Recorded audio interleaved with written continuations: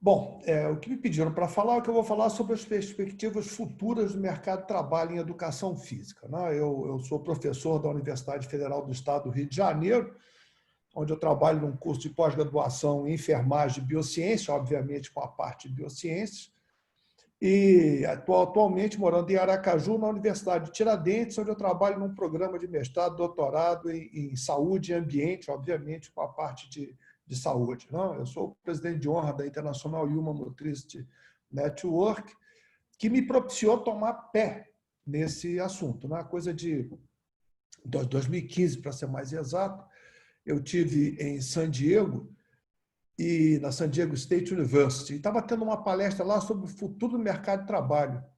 E eu assisti, o palestrante estava falando sobre o mercado de trabalho em 2025, quer dizer, daqui a 5 anos. Né? E ele dizia que 40% dos postos de trabalho iam sumir. Aí eu fiquei extremamente preocupado. Né? Eu falei, poxa, eu estou formando profissionais de educação física. Será que eu estou formando um pessoal para ficar desempregado? E aí eu comecei a me aprofundar e estudar esse assunto, porque a minha ligação com a educação física é uma ligação visceral. Não, eu vim para a educação física, não foi a minha primeira profissão, eu tive outras profissões antes, mas quando eu vim para a educação física, eu me encontrei. Né? E eu acho que a demonstração dessa importância que eu tenho para a educação física, que a educação física teve comigo, é o meu número de registro do CREF. Né? Se vocês veem aqui no canto inferior direito, eu sou o professor de educação física número 1 do Brasil, não é? Que eu sou o CREF 001 do CREF 1. Então, isso mostra bem o compromisso que eu tenho com a educação física. Como eu estou aqui em Aracaju, né, eu tenho também o CREF aqui de Aracaju. Eu queria agradecer muito a possibilidade de estar trabalhando com vocês, né? O convite para estar aqui nesse congresso, de poder discutir esse assunto com os colegas. Repara, nossos acadêmicos vão estar formados daqui a algum tempo e vão pegar a educação física e nós vamos tentar mostrar aqui para vocês como é que funciona, né? Como é que essas coisas vão acontecer e qual é a educação física que vocês vão pegar. Essa perspectiva de 2025, ela antecipou essa nossa pandemia, ela antecipou uma série de coisas para ficar. O que nós estamos vendo aqui é exatamente isso. Esse congresso que nós estamos vivendo foi um congresso provocado pela pandemia. Se não fosse a pandemia, talvez fosse um congresso presencial, e que nós não teríamos essa abrangência nacional que todos os colegas falaram antes para nós. Né? Então, nós vamos ter uma vida pós-pandemia com muitas lições da pandemia incorporadas. Então, a nossa pergunta, a nossa situação, o problema é como será a educação física, o esporte e o fitness na pós-pandemia. Esse é o mercado de trabalho que a gente tem. Então, como é que vai ser isso na pós-pandemia? Bom, vamos começar falando um pouquinho das grandes tendências do milênio, né? Millennium Trends, o que vai acontecer com o nosso mundo daqui para frente. Nós estamos em plena revolução tecnológica. E essa revolução, ela não cresce de forma continuada e regular, ela cresce de forma exponencial. Até 1950, a humanidade dobrou a quantidade de conhecimento que tinha ao longo da sua vida. Na década de 90, a cada 2 anos, a gente dobrava a quantidade de conhecimento. Agora, no terceiro milênio, a gente passou a dobrar a quantidade de conhecimento que a humanidade produz por ano. E a partir de 31 de julho desse ano, nós passamos a dobrar a quantidade de conhecimento que se produz por semestre. Ou seja, agora no segundo semestre nós vamos estar produzindo exatamente a mesma quantidade de conhecimento que a humanidade produziu em toda a sua história, desde que o homem existe até 31 de julho. Quer dizer, é uma velocidade incrível para a gente acompanhar. E é isso que nós vamos então tentar mostrar para vocês. Tá? Nós estamos vivendo na sociedade 5.0. A Super Smart Society, sociedade super esperta, super conectada. E tudo vai depender exatamente dessa nossa capacidade. A nossa história, a história da humanidade, começa há 4,5 milhões de anos atrás, lá na África Central, quando surge o primeiro Homo sapiens sapiens, que tinha uma sociedade caçadora, extrativista. E a sociedade 1.0 era exatamente isso, uma sociedade extrativista, uma sociedade caçadora que coexistia com a natureza, há 4,5 milhões de anos atrás, na África Central, onde apareceu o Homo sapiens sapiens. Há 13 mil anos atrás, olha só a desproporção, 4,5 milhões de anos, 13 mil anos, olha só a diferença, né? Surge na Mesopotâmia a agricultura, surge na Mesopotâmia a criação de animais. Então, a sociedade se sedentariza, inventa a irrigação, 4.500 anos atrás, o arado, e nós passamos a ter uma sociedade agrária. É a sociedade 2.0. No final do século XVIII, surge na Inglaterra a sociedade industrial, a máquina a vapor, a produção em massa, é a sociedade 3.0. No final do século XX, surge a sociedade da informação. Quando foi o computador, foi divulgado, o smartphone, a quantidade de a internet também se facilita, é a sociedade 4.0. E nós vivemos atualmente na sociedade 5.0.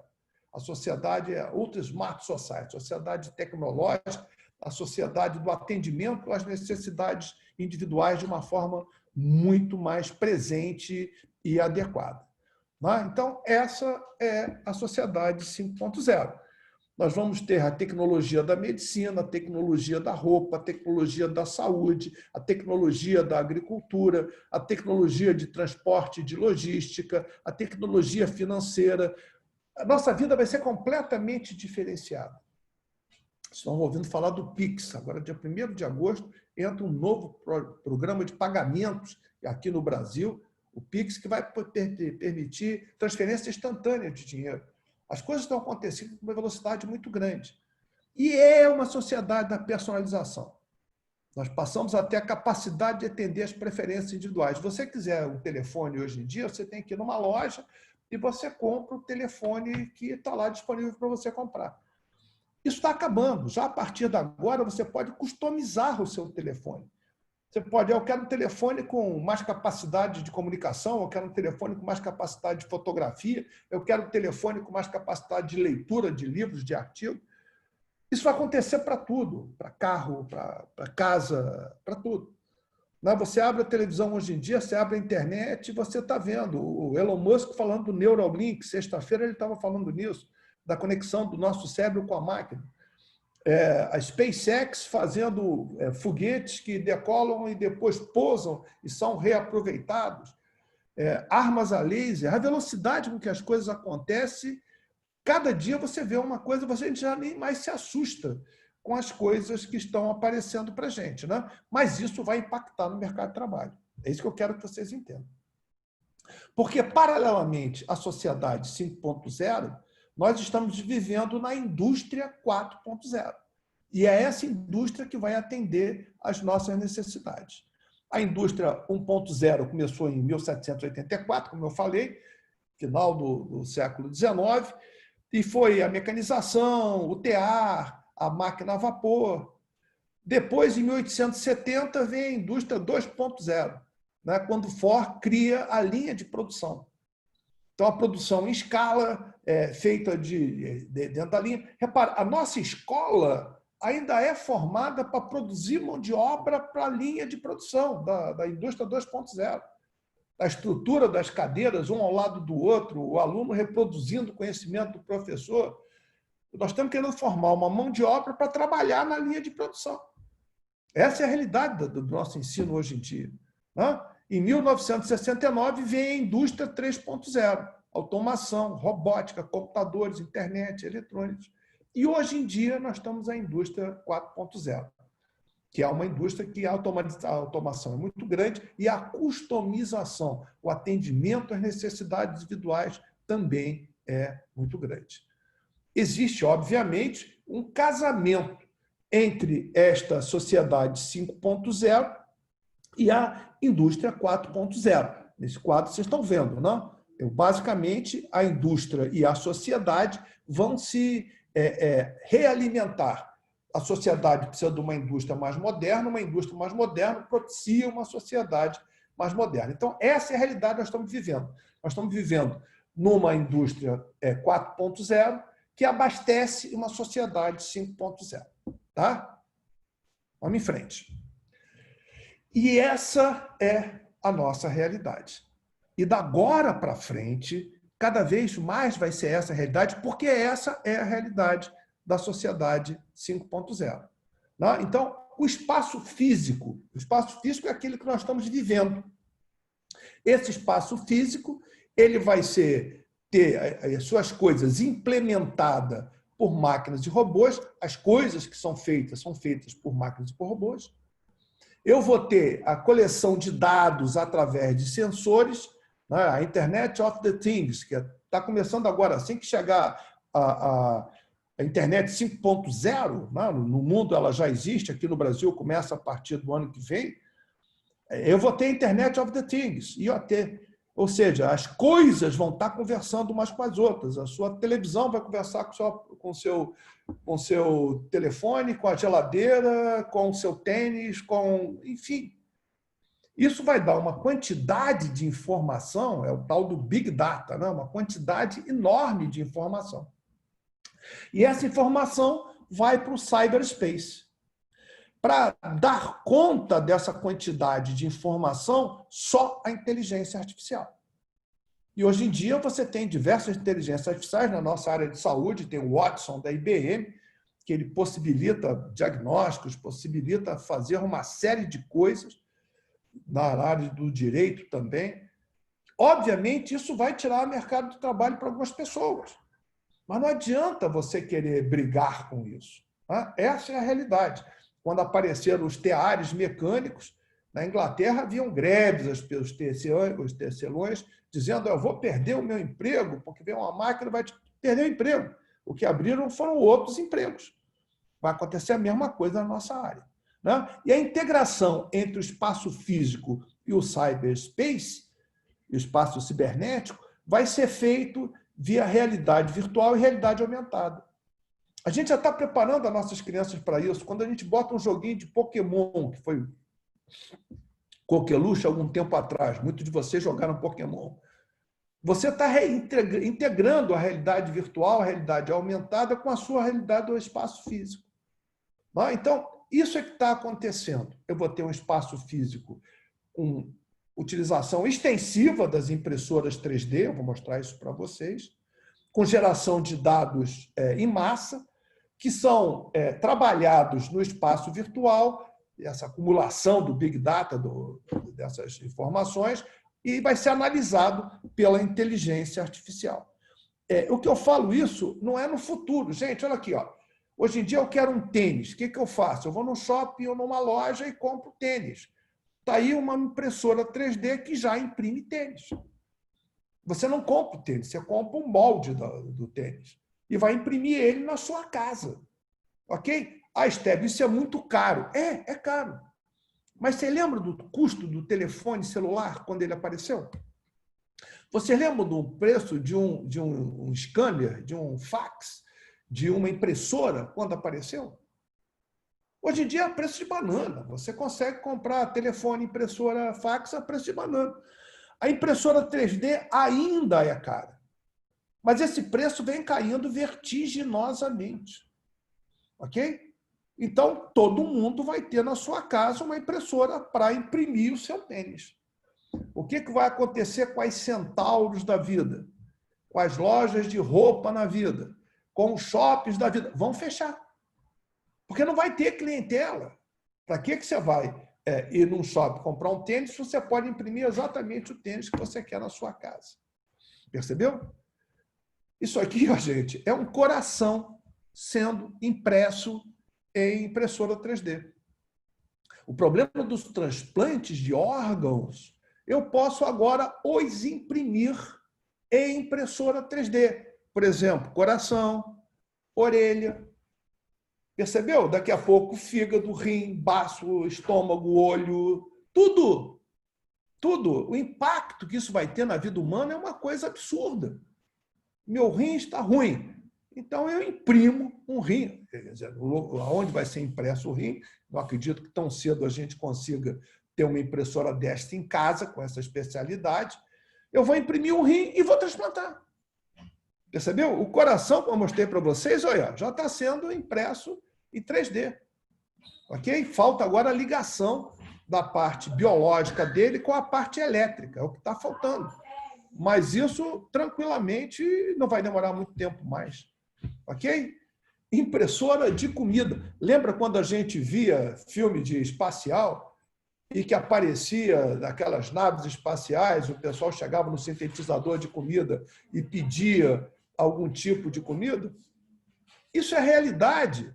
Estou mostrando para vocês uma impressora que foi lançada ano passado, uma impressora 3D. Então, você pode, quando você quiser, na sua casa, você fazer a impressão da sua pizza, do seu hambúrguer, deixa eu voltar aqui antes, do seu hambúrguer, você pode imprimir a sua comida sem ter que confeccioná-la. Gente, isso é uma revolução absurda. A estéreo, isso é caro? É caro, nesse momento é caro, mas como eu disse, toda essa tecnologia vai diminuir de preço. Eu não estou falando coisas que vão acontecer daqui a 10 anos, estou falando de coisas que já existem. São caras, mas já existem. Olha que coisa legal isso aqui, ó. A integração de inteligência artificial e realidade aumentada. Um problema que eu tenho quando eu vou dar palestra em outro país é ter que falar a língua do outro país, inglês, italiano, o que seja. Não, parece que a gente tem uma bola de ferro no pé da gente que impede que a gente tenha a mesma proficiência que a gente tem quando estou aqui conversando com vocês em português. Olha que coisa bem feita que a Microsoft fez.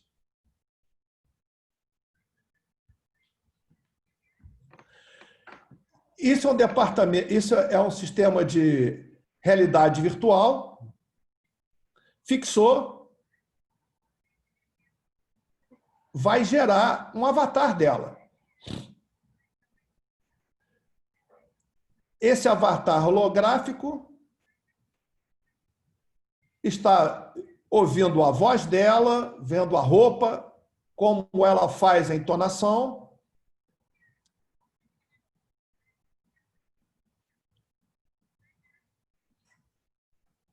Ok, calibrou o avatar, projeta o avatar, aqui está no mesmo palco, mas podia ser aqui milhares de quilômetros de distância.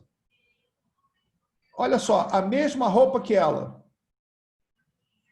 Falando em japonês, escutem.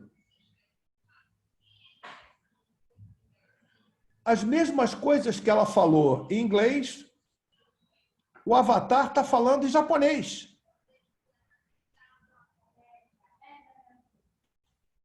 Com o mesmo tom de voz dela.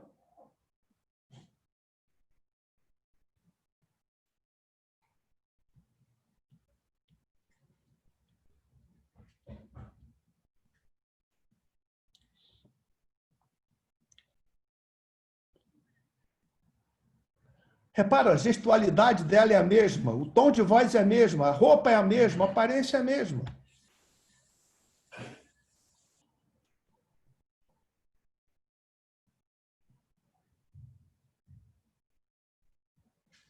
Ok? Isso não é coisa do futuro, não. Isso foi lançado no final do ano passado nos Estados Unidos. Né? Deixa eu tirar daqui, que ela quer falar o tempo todo aqui, eu não me interessa que ela fale aqui o tempo todo. Ok? Então, a nossa colega professora intérprete de Libras também vai perder o emprego dela, que eu posso fazer com que meu avatar se expresse em Libras. Percebeu? Olha só a possibilidade que isso tem. É esse mundo que vocês vão trabalhar. Quem está estudando agora é nesse curso que vai trabalhar. E aí vamos ver como é que fica o mercado de trabalho no mundo. Né? Como é que esse mercado de trabalho vai evoluir? Quem estuda isso é a Singularity University. A Singularity University é uma universidade que existe lá no Vale do Silício. Ela foi feita pelos maiores nomes da inovação. Então, IBM, a NASA, a SpaceX, a Virgin, a IBM, a Bionics, todas essas firmas que são a Google, né? Todas essas firmas que são fronteira da inovação se reuniram e criaram a Singularity University. O que a Singularity University quer? Pensar o futuro, estabelecer estratégias, perspectivas, paradigmas para o futuro. E o que ela enfoca? São essas linhas de pesquisa que estão aí, que é a saúde global, água, energia, ambiente, comida, educação, segurança e empoderamento, diminuição da pobreza. Ok? É isso que ela estuda. Então, ela passa o tempo todo dando diretrizes para empresas, para governos do que vai acontecer no futuro. Um dos estudos feitos junto com a Singularity University foi um estudo feito pela Fundação Fulbright, que isso eu já me referi a vocês, né, que foi feito em 2015 e que apontou quais as profissões mais promissoras até 2030. E quais são essas profissões? O que a Fundação Fulbright diz que são as profissões mais promissoras? Primeira dela, produção de conteúdo virtual, conteúdo para a internet. Nós estamos vendo agora, nesse tempo de isolamento social, como nós estamos consumindo produtos de internet, vídeos do YouTube, jogos, imagens. Não é? Então, a produção de conteúdo vai ser uma coisa que vai crescer. Pronto, Estélio, ferrou. Eu estou estudando educação física, eu não estou estudando nada aí de games, ou de música, ou de software, nem nada, eu estou lascado. Não, espera aí. Isso é uma área que vai crescer, mas não é a única área que vai crescer. Outra, engenharia genética. Eu estou hoje em dia também fazendo, estou vendo aí com o Covid, a quantidade de experimentos de engenharia genética, buscando vacina, buscando soro ante o Covid-19. Então, engenharia genética é outra área que vai crescer. Pô, Estélio, ficou ruim, já tem 2 e eu não estou no meio disso. 3, informática e robótica. É claro, a informática e a robótica são coisas que cada vez mais vão estar presentes na sociedade 5.0. Então, até aqui nós estamos mal, não? Porém, vem o cuidado. Gente, isso tão cedo não vai ser substituído.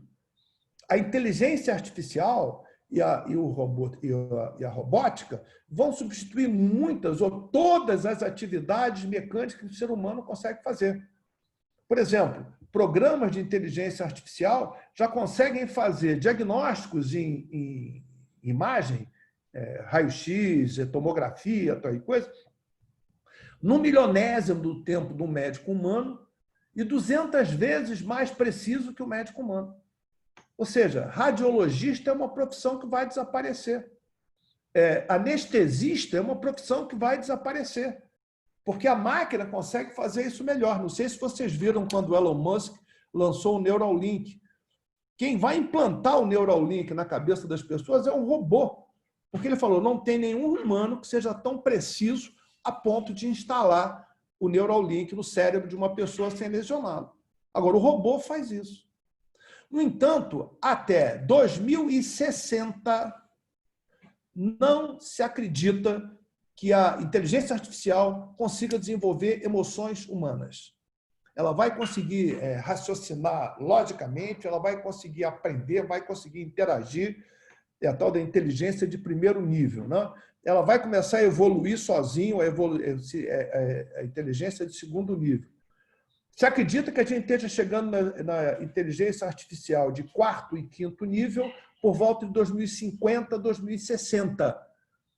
Só aí ela vai começar a ter empatia afetiva, vai começar a ter emoção. Ela pode simular emoção, mas realmente ter emoção.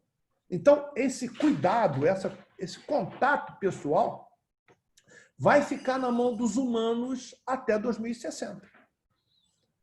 Essa é uma boa atividade para a gente desenvolver. Tudo que precisa desse cuidado, desse contato pessoal, dessa interação pessoal, é uma coisa que vai ficar. Nossa profissão é isso, gente. Nossa profissão é isso. Você chega para dar aula com as crianças lá na escola. As crianças vêm todas se pendurar na sua calça, tio, tio, tio. Fazer isso com o professor de geografia? Fazer isso com o professor de matemática? Não, porque o movimento usa o corpo, usa a capacidade de interação. A gente tem uma entrada nas pessoas muito grande. Quantas vezes você termina de dar uma aula na academia e vem lá a tua aluna, o teu aluno, os olhos cheios de lágrimas, coisa boa, fiquei tão emocionado, foi tão legal. Então, a gente tem a chance de fazer isso. Não é? Então, isso para a nossa profissão é uma coisa legal. Outro aspecto que vai ficar até 2030, atenção pessoal. Não sei se vocês já viram uma loja do Starbucks. Starbucks é totalmente automatizado, não? Mas podia perfeitamente ter uma máquina que colocasse o café. Você escolhe o café com tanto de açúcar, esse café assim com tanto de leite, e sai lá o seu copinho pronto. Mas não, o que eles fazem? Eles perguntam, qual é seu nome?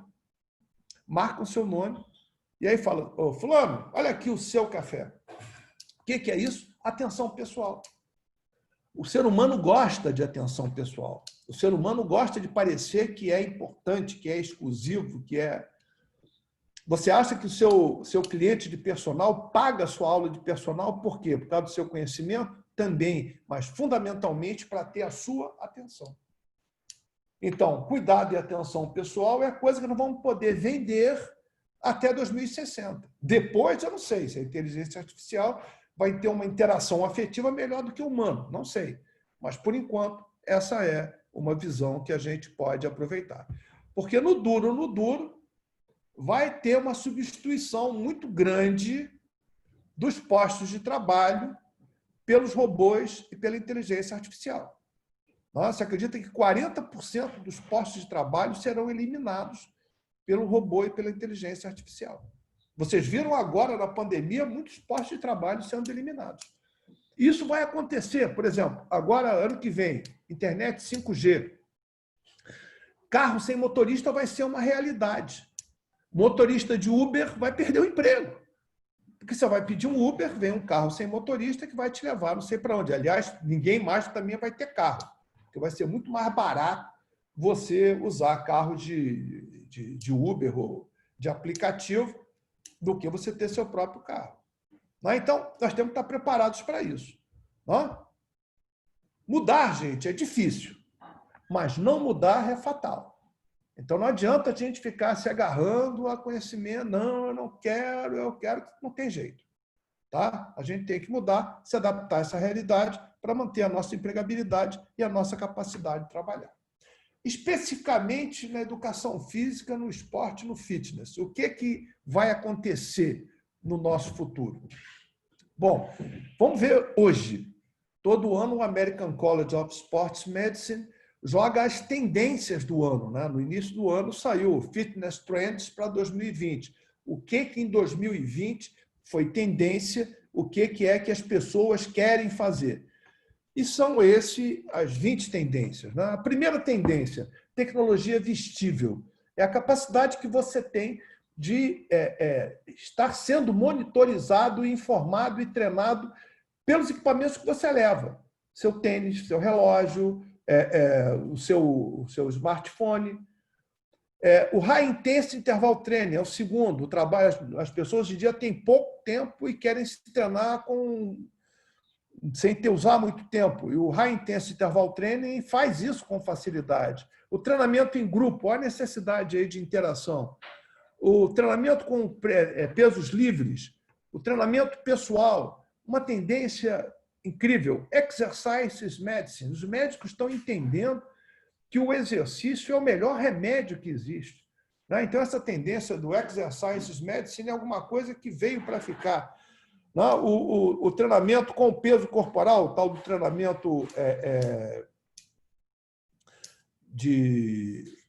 funcional, o treinamento para idosos, cada vez tem mais velho no mundo, eu cada vez tenho menos criança e cada vez eu tenho mais velho. O coaching de wellness, de health, é um mercado que no Brasil não está muito desenvolvido ainda não, mas você aconselhar as pessoas sobre estilo de vida.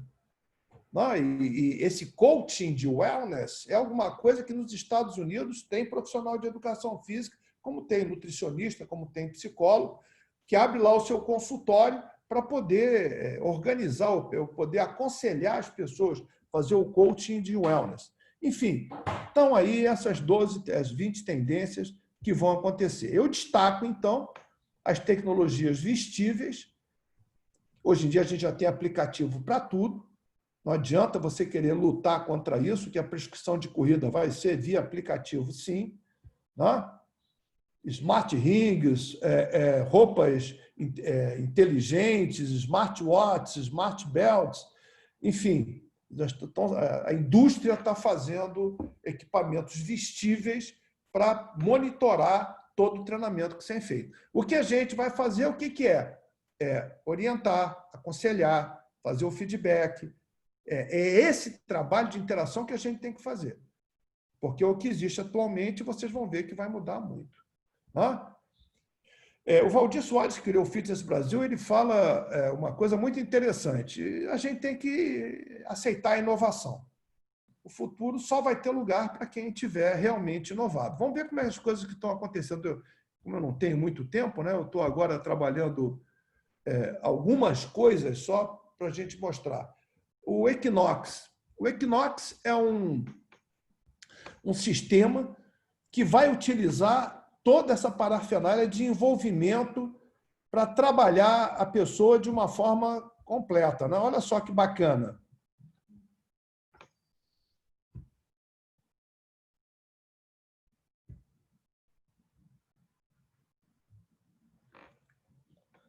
Repara que no alongamento, a música, a cor do ambiente, para o aquecimento, vai variando.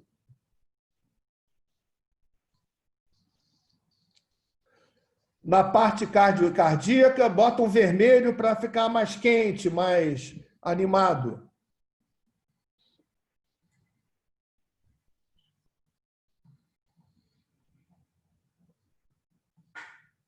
Vai fazer a volta calma novamente, muda a luz, muda a música.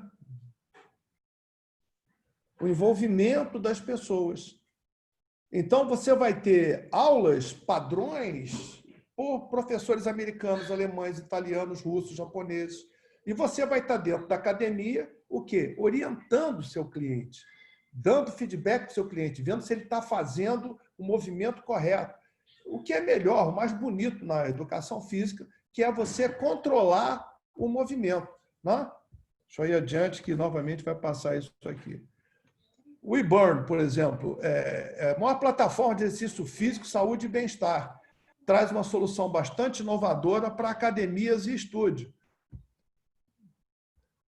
Salas de vídeo, aulas coletivas, com a transformação do espaço, você vai fazer o envolvimento do aluno desse espaço, ambientes personalizados, atividades de diversas modalidades. Então, você não precisa ter um professor de step, um professor de spinning, você não precisa ter um professor... Você vai comprar essas aulas. E o profissional de educação física vai corrigir o movimento, controlar se a intensidade está certa, se a respiração está adequada.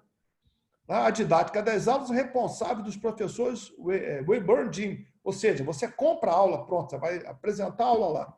Enquanto a motivação e a correção dos movimentos é feita presencialmente pelo seu profissional de educação física. Está aqui a aluna corrigindo o movimento. A aula está sendo dada virtualmente, né? Está sendo dada lá num telão sendo apresentado, e o profissional está corrigindo o movimento para que saia tudo certinho. As salas são customizadas com um moderno sistema de imagem, luz e som. E as videoaulas, e com as videoaulas, a academia passa a contar com aulas de High Intensity Interval Training, Pilates, Dantas, Yoga, exercício localizado, sem a necessidade de um profissional específico para cada modalidade. Olha lá na frente, tem lá o telão, tá vendo? Está lá, a aula está passando aqui. Ó. Você compra a aula e o profissional vai estar corrigindo o movimento. É impossível, numa sala de aula coletiva, o profissional estar conduzindo o movimento e corrigindo o movimento. Isso é absolutamente impossível.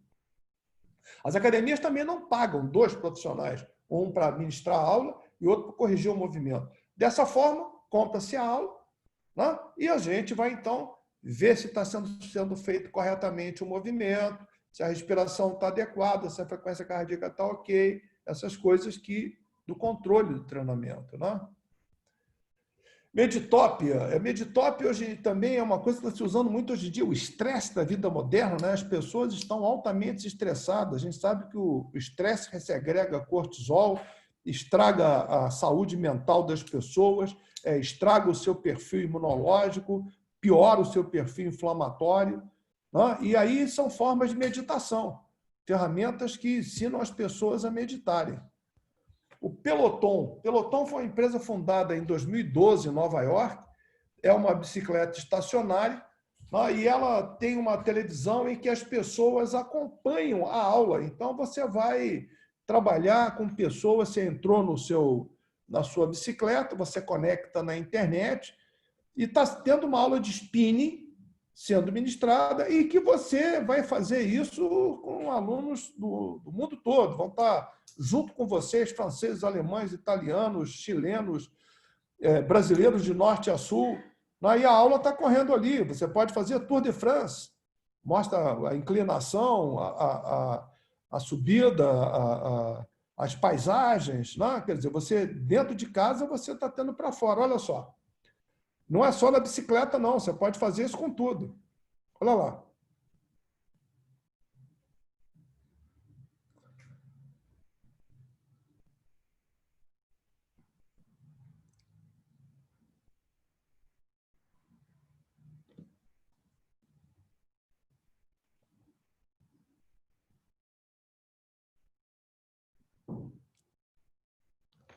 Não preciso dizer para vocês que agora, com a pandemia, a Peloton aumentou em 600% a venda de aulas online. Né? Quer dizer, é uma tendência que veio para ficar. Na Prana, é um movimento que, em vez de você treinar um único músculo, você vai treinar tudo. É um treinamento funcional. E vejam como é que é motivante o que eles fazem. Opa!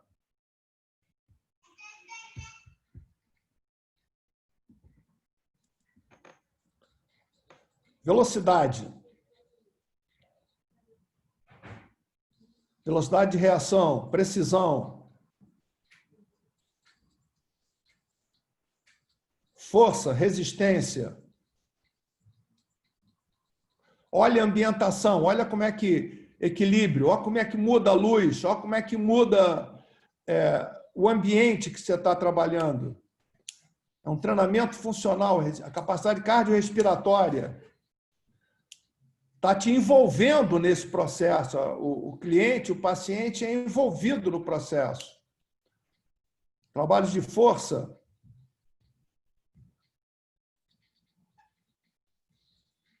Olha o nível de motivação que isso permite.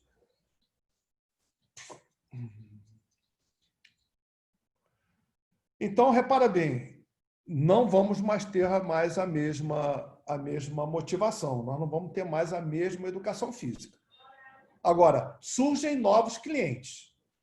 Isso necessita uma melhor especialização e isso vai também acarretar também melhores salários.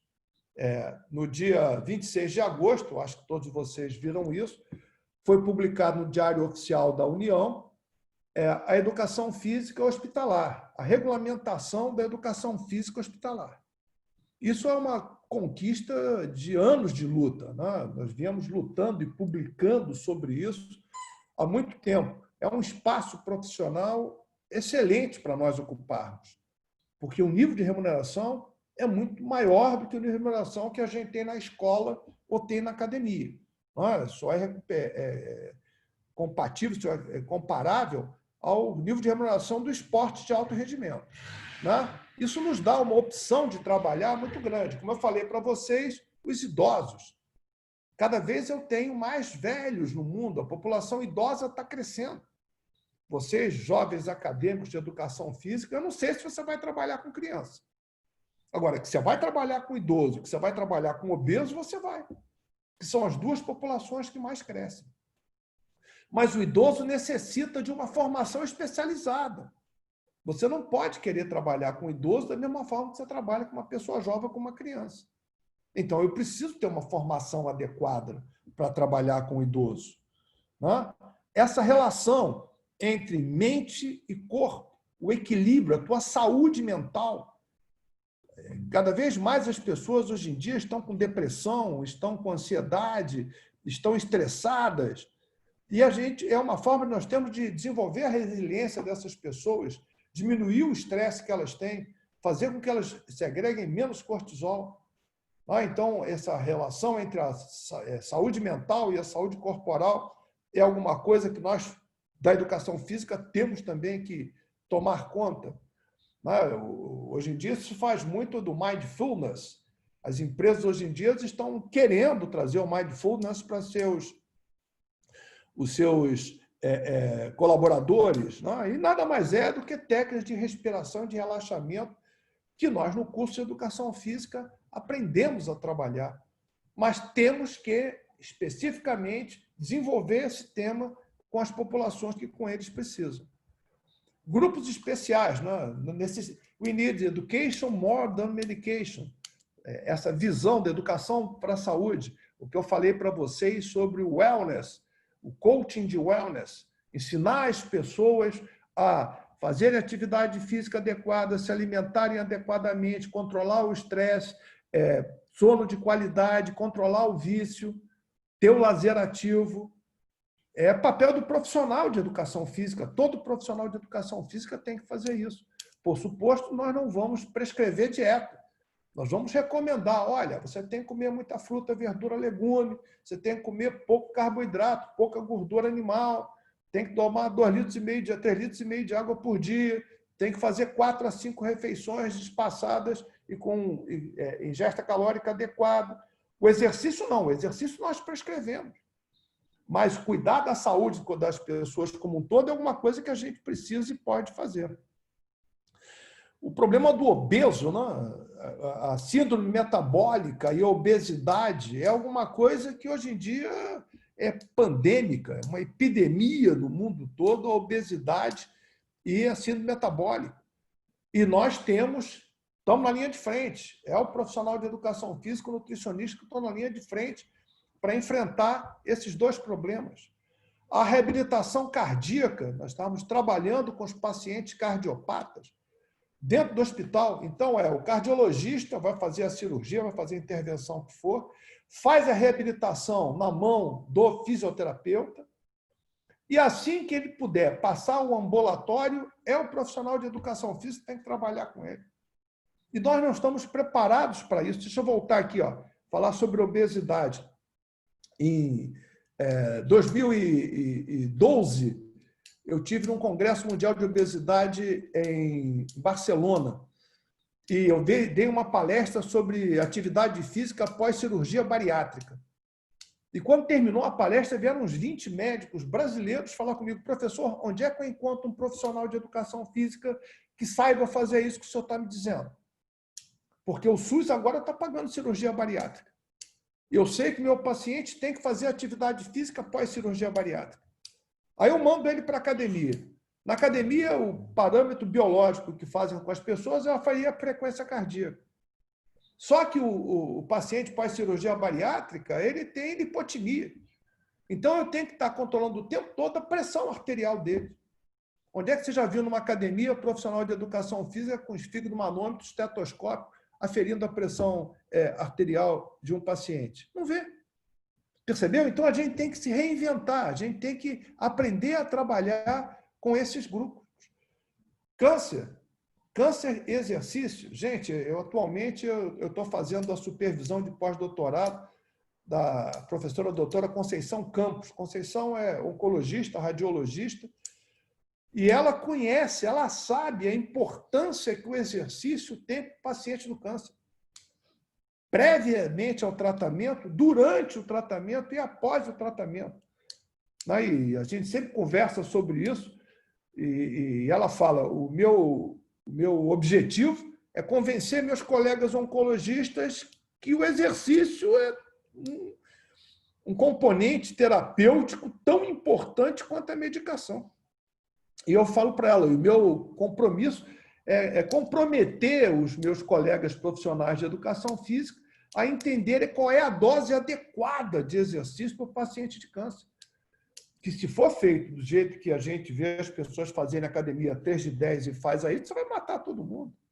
Então, é necessário uma formação específica para quem vai trabalhar com isso. Na quantidade de pessoas vivendo com HIV, eu preciso que essas pessoas façam exercício.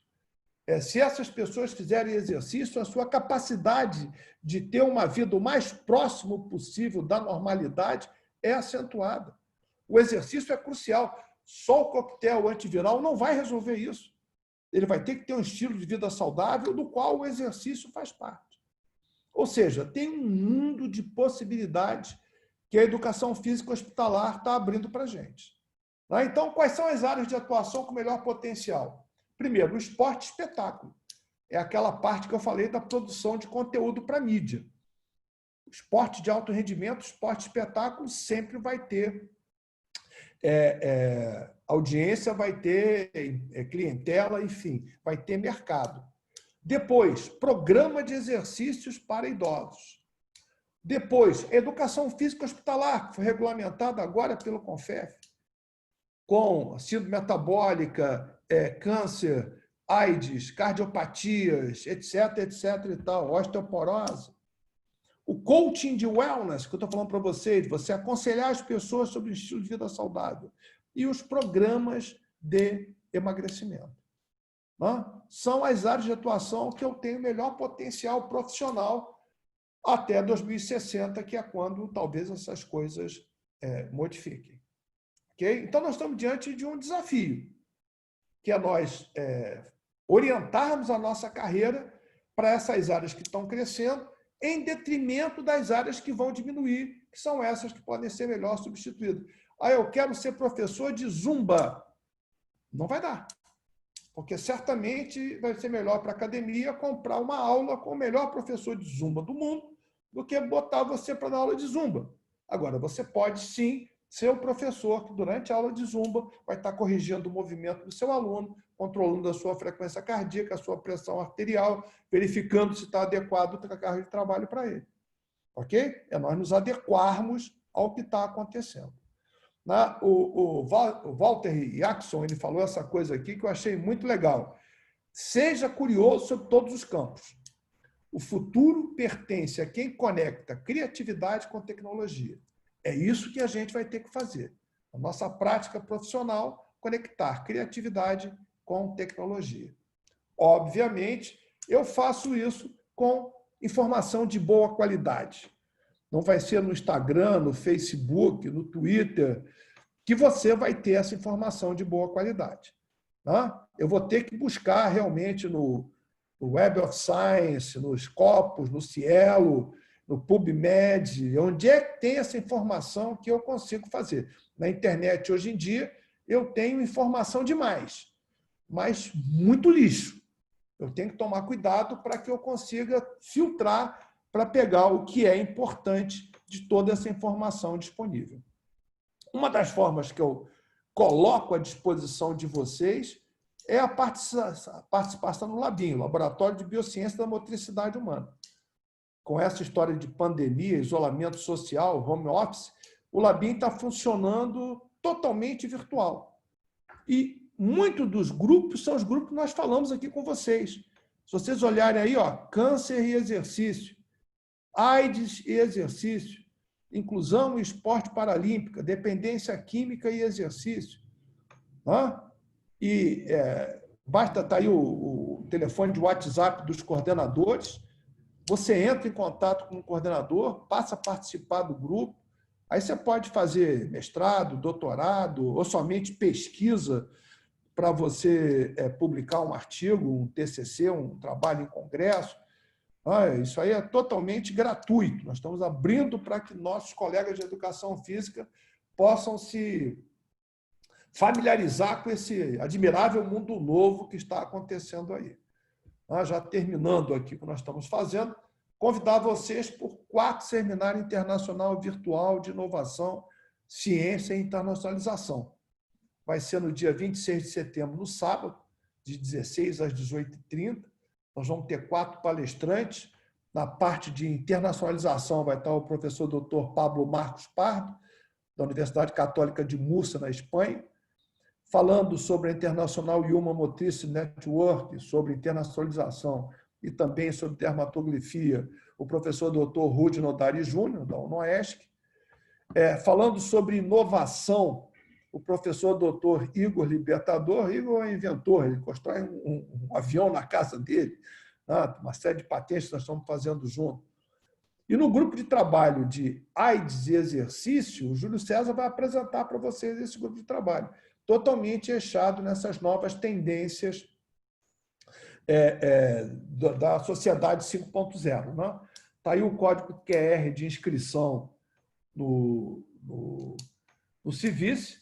Né? Se vocês entrarem no Instagram do Labin, no Instagram, no Facebook, vocês também vão ter acesso. Obviamente, com esse novo tempo de isolamento social, de distanciamento e de virtualização do trabalho, as redes sociais têm essa importância muito grande e é através dela que nós vamos ter esses contatos. Né?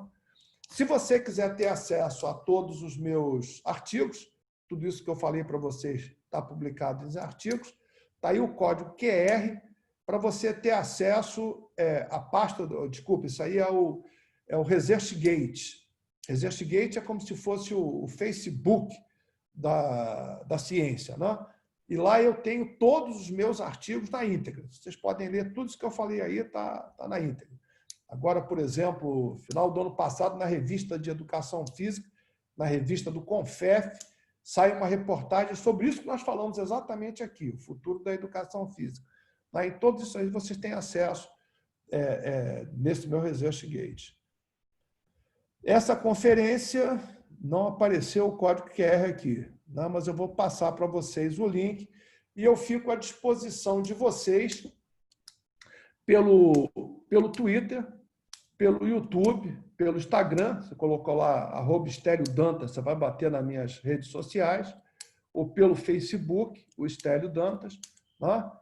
E eu fico à disposição de vocês para o que vocês precisarem.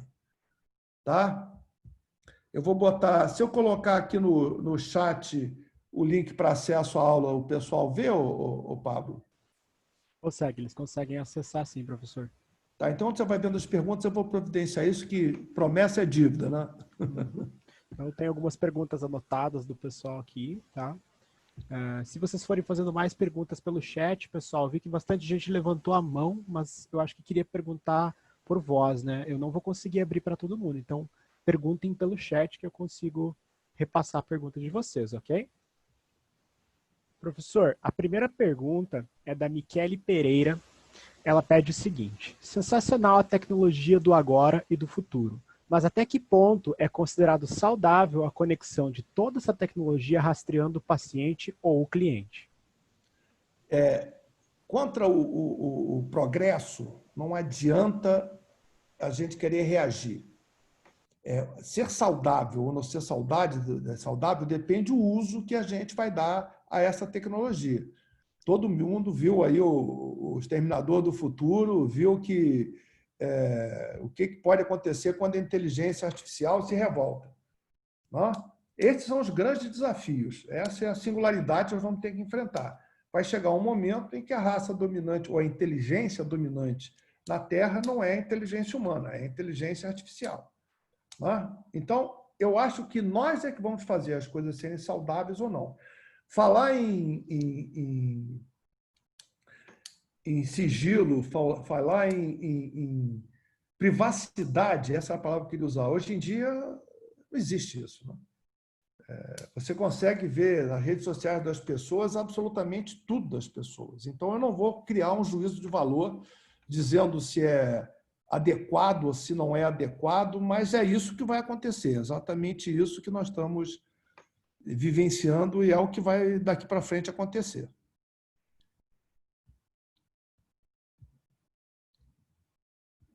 Ok. A próxima pergunta é da Isabela Soares. Quanto aos nossos currículos, quais diferenciais precisaremos ter para atender de forma adequada às mudanças que estão por vir? A grande jogada é que nós temos que preparar os nossos alunos em cima das diretrizes curriculares que são passadas pelo Ministério da educação, está lá, diretrizes curriculares, e dentro das ferramentas que a gente tem. Essa prospecção de futuro não é alguma coisa que seja, digamos assim, comprovada, né? Eu acho que são palestras como essa, são os campos da pesquisa que fazem isso acontecer. Me preocupa muito verificar que a maior parte do que a gente passa dentro da faculdade não é utilizado pelos alunos no mercado de trabalho. Mas eu não vejo muito como fugir disso, a não ser a utilização extensiva do que nós estamos fazendo agora. Redes virtuais, aulas online, que são a forma que nós temos de poder trocar ideias que fazem com que nós possamos deixa eu colocar aqui, todos os palestrantes e participantes. Eu vou colocar aqui, desculpe. Apareceu aí? Esse é o link para a pasta do Google Drive e que está o PDF da palestra que eu estou fazendo. Tá? Então, eu não acredito que a gente consiga mudar os nossos currículos escolares, não. E mesmo porque a gente não conseguiria mudar com a velocidade que está crescendo a tecnologia. O que a gente tem que estar antenado, está ligado e está ligado no paradigma. Eu sempre falo que o cientista não se apega ao conhecimento, ele se apega à verdade. O conhecimento vai passando, tem um outro, tem um outro, tem um outro, então eu vou mudando meu paradigma e vou sempre tendo a nova verdade, que é a que vale. Pessoal, reforçando então, o professor Stélio postou aqui no chat, vocês têm acesso de link direto ao PDF dele, tá?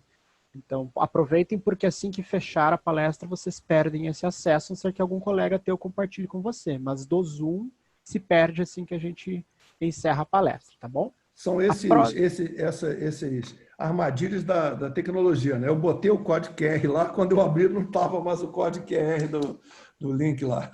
Normal, né? Normal. Isso sempre acontece, né? Alguma coisinha sempre fica, né? A IULA, professor, pede o seguinte. Professor Stélio, a humanização do profissional de saúde é difícil de ser substituída? Esse é o ponto-chave, né? Até 2060, todas as prospecções diz que a inteligência artificial não vai conseguir criar empatia. Então, ela vai poder até emular emoções, mas ela não vai conseguir sentir emoções. Então, a empatia não vai existir. Então, nós temos até 2060, que é a inteligência artificial de 4º nível, para sermos nós, as pessoas, o profissional de saúde, que através do cuidado da atenção pessoal vai atender essa necessidade humana básica de atenção, cuidado e contato. É isso que a gente tem que explorar. Esse é o nosso grande oportunidade de mercado de trabalho. Excelente. A próxima pergunta também da Isabel Soares. Como o senhor acha que ficarão todos os centros de treinamento, academias que existem? Irão aderir ou quebrar? Conseguirão se manter? Repara, as academias e os centros de treinamento já sofreram um baque tremendo agora com essa pandemia, né? Já teve diversas que fecharam. Né? O que nós estamos observando? Por exemplo, na China, pós-pandemia, que a China foi a primeira a entrar na pandemia e foi a primeira a sair da pandemia também, né? Nós tivemos um aumento de 75% de pessoas frequentando os centros de treinamento. Agora, com essa visão que eu estou mostrando para vocês, né, de ambientes interativos, com tecnologias motivadoras, né, mas a ideia está aumentando a quantidade de pessoas que estão procurando atividade física. Se a academia oferece isso, está na academia, senão vai ser na sua casa, com essas opções que a gente tem de ser feito em casa. Excelente. A próxima pergunta é do Jonas Gabriel. Professor, em relação à teoria convencionais e as questões fisiológicas do tratamento e prevenção de lesões, como fica com tanta tecnologia?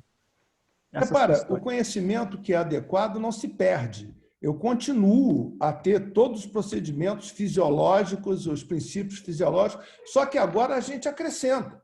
A gente sabe que agora o exercício produz uma resposta inflamatória no organismo, eu desencadeio uma resposta imunológica. Então, além do que eu falava antes, a parte hormonal, eu tenho que ter a resposta imunológica inflamatória.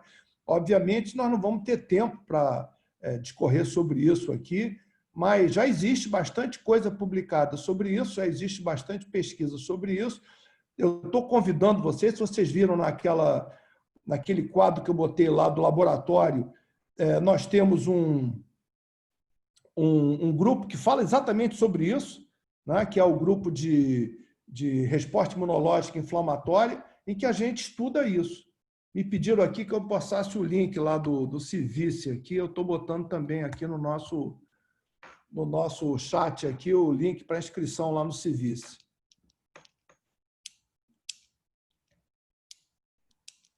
Excelente. Próxima pergunta, então, professor, do Johnson P. Silva.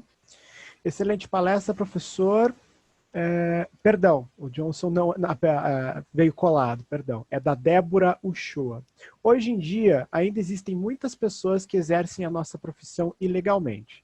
Você acredita que com essa modernização tecnológica não irá aumentar ainda mais a atuação dessas pessoas não qualificadas? Certamente, é isso que eu estou dizendo. A popularização do conhecimento faz com que haja uma facilidade de acesso à informação. O que tem de blogueiro dando receita de exercício pela internet é brincadeira. Né? Enquanto não quebra uns 2 ou 3 e as pessoas param de dar bola para isso, vai se fazendo. Graças a Deus, nós temos um sistema do CONFEF-CREF, que é um sistema de fiscalização. Então, diversos CREFs já estão indo em cima desses blogueiros. Você viu na notícia aí que a Cláudia Raia foi processada por passar exercício. Pelo menos aqui no Brasil, a gente tem essa proteção. Eu tenho colegas nos Estados Unidos, na Europa. Nos Estados Unidos não existe a profissão de educação física, né? É diferente. Mas na Europa que tem, eles morrem de inveja da gente ter um sistema que nos protege. Mas não tem nada que a gente possa fazer. Como eu falei, quanto mais informação eu tiver, quanto mais facilidade de acesso à informação, mais lixo eu vou ter também. E mais pessoas sem informação vão estar também dando palpite. E cabe a nós nos impormos pela competência.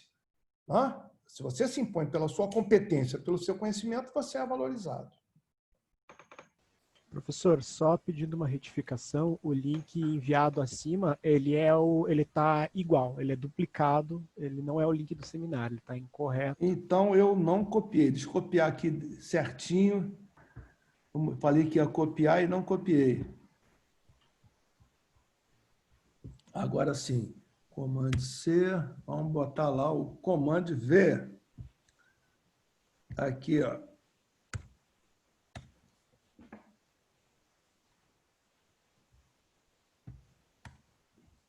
Ótimo. Enquanto vai sendo postado ali, pessoal, Deixa eu testar para ver se está certo agora. Está certo, agora está certo. Muito obrigado. A próxima pergunta é do Leandro Henrique. Quais as principais competências que o profissional de educação física precisa desenvolver para integrar esse novo cenário? Primeiro, conhecer muito a sua área de atuação. Conhecer o grupo específico que vai trabalhar. Se você vai trabalhar com câncer, você precisa conhecer o câncer. Qual é o tipo de trabalho que ele faz? É uma quimioterapia, uma radioterapia? Qual é o tipo de câncer que ele tem? É câncer de mama, mas que tipo de câncer de mama? As respostas vão ser diferentes. Está grudado com o oncologista para dizer quais são as restrições que essa pessoa tem, quais são as que não tem. Então, essa relação interdisciplinar você tem que acontecer. Não adianta agora eu vou ser personal de paciente com câncer. Não. Você vai ter que ir para dentro de um ambulatório ou de um serviço de câncer para você aprender as características. Que a gente não aprende doença no nosso curso, nós somos profissionais de saúde. Vai trabalhar com um cardiopata, saber se ele tomar beta-bloqueador, não adianta querer ficar avaliando a frequência cardíaca dele, porque a frequência cardíaca dele não vai aumentar com o exercício físico. Então, você precisa se integrar naquele conhecimento, conhecer aquilo de perto. Quando a gente treinava atleta de alto rendimento, eu sempre falava para o médico, para o psicólogo, olha, você não vai fazer trabalho de medicina do esporte, nem de psicologia do esportivo dentro do seu consultório, não. Você tem que ir lá para dentro da quadra para ver o atleta treinar, para você aprender como é que faz. Agora acontece a mesma coisa, nós estamos trabalhando em educação física hospitalar. Não adianta você querer ficar dentro da academia esperando receber o paciente, não. Você vai ter que ir dentro do hospital para conhecer como é que o troço funciona.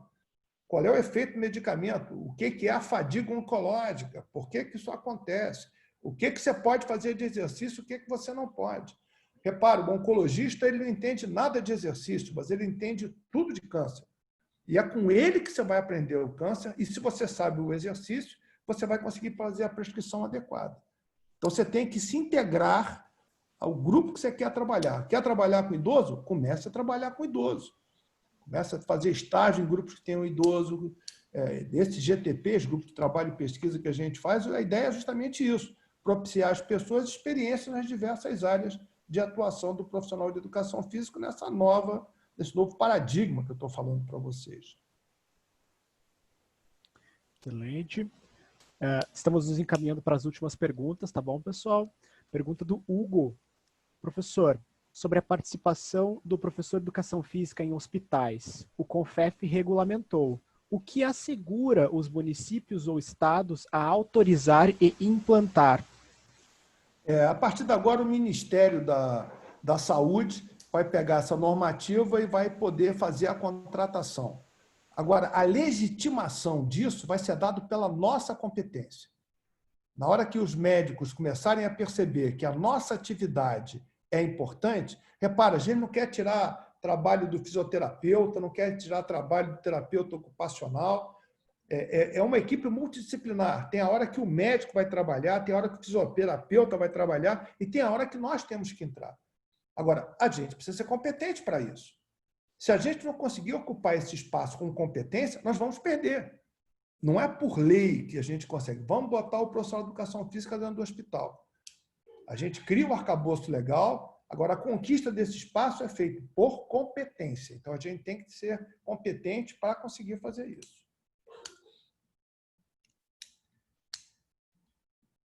Excelente. A próxima pergunta é da Ruth de Moura. Professor, a partir disso, você acredita que o ensino superior será totalmente tecnológico também ou terá a parte prática no ensino? As pessoas estão discutindo muito sobre o ensino superior, né? Aliás, todo o ensino. O Elon Musk criou uma escola dele em que não existem caixinhas, não existem disciplinas. Né? Hoje em dia, a tendência das metodologias ativas faz com que a gente tenha muita interação. Atualmente, eu estou trabalhando no curso de medicina da minha universidade. Eu não dou aula no curso de educação física. E lá a gente trabalha com PBL, Problem Based Learning. A gente tem um problema e aí os alunos vão para o anatômico, os alunos vão para a biblioteca, os alunos vão fazer as pesquisas e trazem a resposta para a gente. É claro que isso fica um ensino muito caro, porque em vez de você ter um professor para trabalhar com 50, 60 alunos, você tem um professor para trabalhar com 9, 10 alunos. Mas toda a universidade agora está se repensando. A gente tem que ter esse equilíbrio. Tudo bem que a tecnologia vai conseguir baratear um pouco o ensino, mas, por outro lado, também vai encarecer pelos recursos tecnológicos que são necessários. Eu não me sentiria à vontade para falar sobre o futuro do ensino superior, porque foi alguma coisa que eu não estudei. Eu tenho interesse porque eu sou professor do ensino superior, mas eu prefiro ficar só no campo da educação física, que é o campo que eu estudei, que eu tenho alguma capacidade de falar sobre. Excelente. Penúltima pergunta, pessoal, da Patrícia. Quanto à educação física escolar, qual é a estratégia para fazer a prática ser realmente eficaz e atrativa para as crianças nesse universo tão tecnológico? Essa é uma coisa que a gente tem que aprender a fazer, né? Você não vai querer competir com videogame nem com o celular da criança, que você vai estar mal. Agora, você pode muito bem utilizar esses mecanismos a seu favor. Eu lembro uma vez, quando estava dando aula no curso de educação física, que eu fiz um trabalho de gamification. Lembro a época do Pokémon que eu falei aqui, né? Na minha universidade, nós temos o bloco A, B, C, D e E. E aí eu fiz uma prova sobre periodização. E os alunos tinham que escolher a opção A, B, C, D e E. E vamos dizer, você escolheu, para aquela pergunta, você escolheu a opção D. Aí você ia no bloco D. A primeira equipe que chegasse no bloco D conseguia capturar um Pokémon raro. Entendeu? Quer dizer, então eu botei os alunos de educação física para aprender periodização e a correr pela universidade toda, para cima e para baixo, O que não falta é forma de você utilizar as metodologias ativas para mobilizar essa garotada. Embora um bom jogo de bola, uma disputa entre a criançada sempre vai ter o seu valor.